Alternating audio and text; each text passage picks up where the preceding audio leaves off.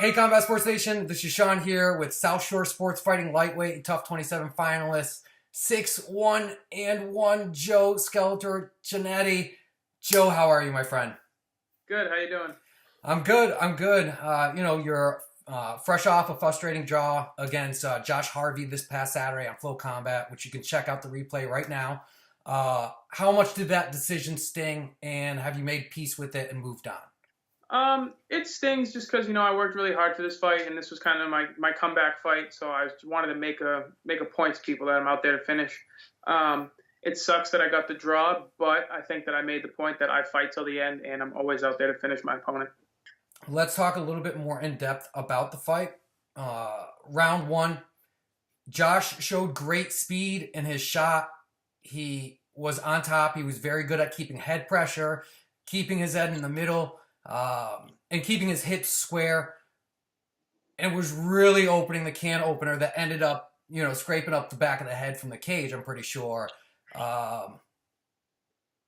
Were you getting frustrated at that point, or were you just waiting for your opening in the first round, thinking he might throw up something wild? I was just waiting for my opportunity. I learned really quick. I mean, he did shoot, but I stuffed the takedown and I pulled that guillotine. If you watch the fight closely when you run it back, I had one of his arms trapped, and I was actually hoping that he would try and slam me because I wanted to fall down into a triangle. So I had a backup plan. When we ended up on the ground, the way that he fell, it was kind of to the side, and it didn't seem like he meant to. I thought he went unconscious from the choke. It wouldn't be the first time, aka Gunther. It happens, but he wasn't. And yeah, I learned really fast that he wasn't out there to really fight or finish. He wasn't trying to throw any big shots. He did really good at controlling my hips, like you said, and the head pressure. And I started hitting him with some small shots from the bottom that were aggravating him. And I could tell because he started trying to talk to me during the fight. And he was like, "What are those shots going to do? Those don't hurt, boy." And I was like, "Well, you can't hit me, so I don't know." And then he started trying to slam me. So I could tell real fast that he was frustrated because he thought he was just going to run out and manhandle me. He was much more active. I'd say if there was a decisive round where he won, it was the second. Did his wrestling, which he's a strong wrestler, it's known, his wrestling pedigree, but did his wrestling and pressure surprise you? No, the fight went almost exactly how I thought it would. His wrestling didn't impress me. It didn't surprise me. If anything, I should have just kept defending it. I mean, I could have stopped. I stopped every single shot. Any shot that he finished was because I was trying to finish the fight. He did very well at defending the chokes, but as far as I'm concerned, he was coming forward defensively the entire time. So, what were your thoughts at the end of round two? The end of round two, he was super frustrated because he was still chirping in my ear, and I was still hitting him with small shots and elbows from the bottom, and I was going right back at it with him. His coaches were trying to deceive the ref, saying my toes were in the cage, so I started yelling at his coaches. No, they're not. He helped me up after the second, and I wasn't fully back to my feet, and he let go. And if you watch, I fall back to the cage, and I look at him like, "All right, we'll see you next round." And I sat down on the stool, and Bill and Justin came in and was like, "Just go for broke. You need it. You're down. Go for broke." And I was like, "All right." So I just went out there. Like, first two rounds, I wanted to finish the fight, and I just made a statement in the third. Before the bell even rang. So the ref has Oh. got you, and he's about to clap for the start of the third round. You were saying something at that time. What were you saying? So there was somebody not in Harvey's corner that was right next to Richie and Andy that were commentating, and he was cornering Harvey, which is super frowned upon, super not allowed. And so I said to the ref, "Hey, he's got a fourth guy yelling to him instructions." Like, we weren't next to Harvey's corner. We were kind of far away. And this guy was like, "Posture up, get that elbow, control that hip, don't let him out, watch the armbar, watch the omoplata." And I was yelling at that guy in the middle of the fight. And then before the third round started, I said to the ref, I said, "Hey, ref, hey, ref." And he didn't hear me. And then he finally looked, and I said, "He's got a fourth guy that's not allowed to be talking." In round three, when Josh did get the takedown, usually we've seen you be very cage aware, and when you're around the cage, you'd circle around. And I wasn't sure if you didn't. The cage seemed to close in on you. No, I just think that it's a mistake that I make all the time, and it's something that the fans like to see when it works, and it's something that my coaches and the fans hate to see when it doesn't. And I sell out for the finish a lot. Everybody knows that. It's not a secret. And like I said, it's a flaw, but when it works, it's amazing because people like when you go for the finish. People like to see that. It's something that I've got to work on more. I've been working on it. We worked at it on AKA. Yeah. So like I said, it's great when it works and it sucks when it doesn't. So it's just something that I gotta almost figure out the timing of when to go for broke and when to just defend the takedown and just move. The final round was going much like the first two. Halfway through the round, you were able to transition to the back. Smooth. It was smooth.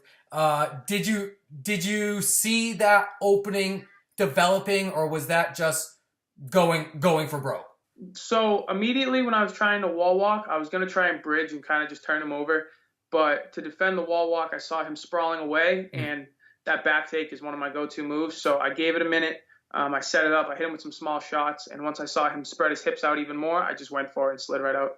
During that time, there was two different spots. You were yelling at the ref, assuming you were looking at him saying, "When are you going to stop this?" Now, was that because enough of your punches were getting through and causing damage, or did you think the output was high enough and he just wasn't responding? So I actually wasn't yelling at the ref. I was yelling at Harvey.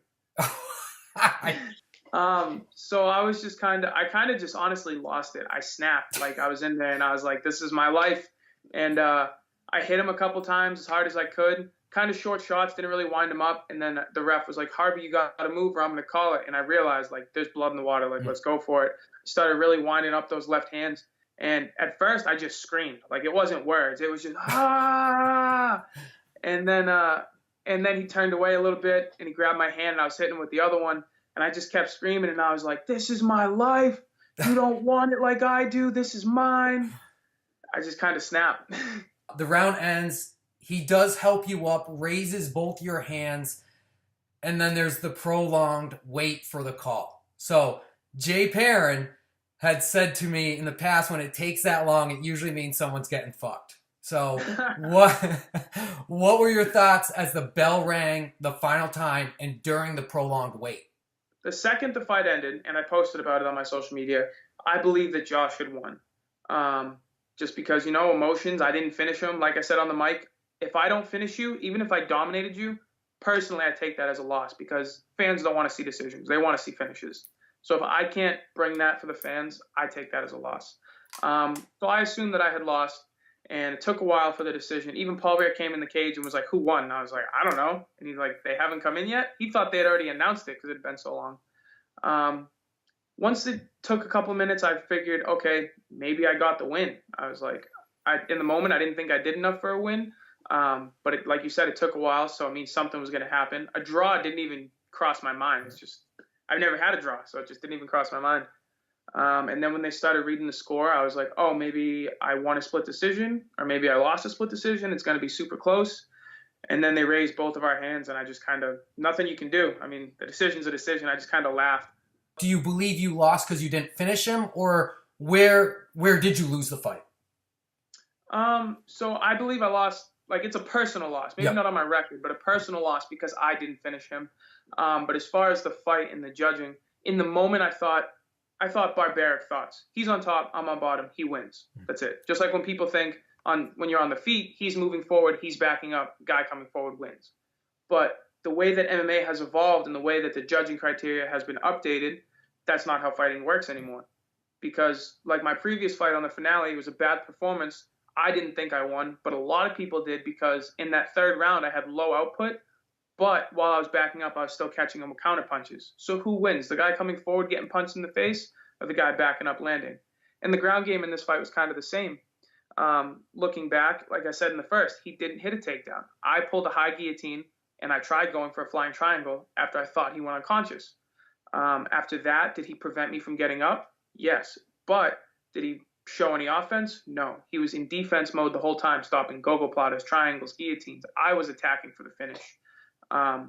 So I could see why it became a draw because positionally he might have beaten me. But if you boil it down to the simple question, who was closer to finishing the fight in every aspect of the game? Me. The look on the promoter's face was sort of priceless when Josh suggested you run it back, but in his backyard, up at New England Fights in Maine. Now, he would definitely want to keep the rematch home here in Plymouth, but is there an upside with you traveling to Maine and sort of trying to put the nail in the coffin? No. Like I said before, he called me out for years. He talked about my team for years. He tried picking the weight. He missed the weight, and he doesn't get to make the rules. He never did. He still doesn't, whether he got a draw or win or not. You got to call me out. You got the fight you wanted, and that's it. That's all you get when you call somebody out. Like when I called Pete out a couple of years ago, or last year, whenever, a couple people said, well, he's a 45er. I said, well, point. So then I can't fight him because I'm not making 45. But then he continued to fight at 55. So I said that option is still there. But when you call somebody out, that's it. You get the fight. You don't get to make the rest of the rules. So I understand he's frustrated with the decision, but he got the fight he wanted, and that's it. He doesn't get to make any other rules. Follow us on Instagram. Watch us on YouTube. Check us out on Facebook. Visit us on Twitter. And stay tuned.